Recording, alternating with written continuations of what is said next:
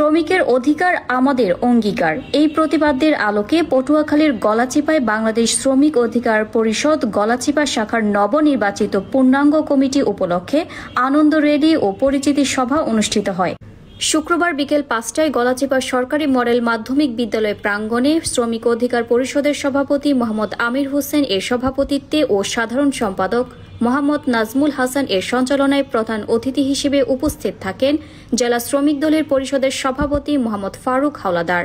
বিশেষ অতিথি হিসেবে উপস্থিত থাকেন জেলা শ্রমিক অধিকার পরিষদের সাধারণ সম্পাদক মোহাম্মদ রিয়াজ হাওলাদার, গলাচিপা উপজেলা গণ অধিকার পরিষদের আহ্বায়ক মোহাম্মদ হাফিজুর রহমান, সদস্য সচিব মোহাম্মদ জাকির হোসেন মুন্সি, কেন্দ্রীয় ছাত্র অধিকার পরিষদের সহসভাপতি মোহাম্মদ আবু নাইম। এছাড়াও আরও উপস্থিত থাকেন উপজেলা গণ অধিকার পরিষদের সকল অঙ্গ সংগঠনের নেতৃবৃন্দ।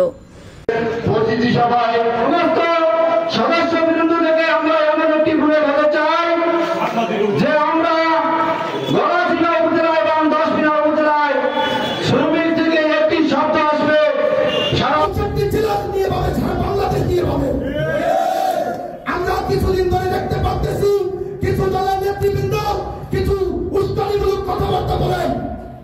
আমরা আপনাদের বলে দিতে চাই, এই গণ অধিকার পরিষদ কেউ হাত ধরে রাজনীতি করে না।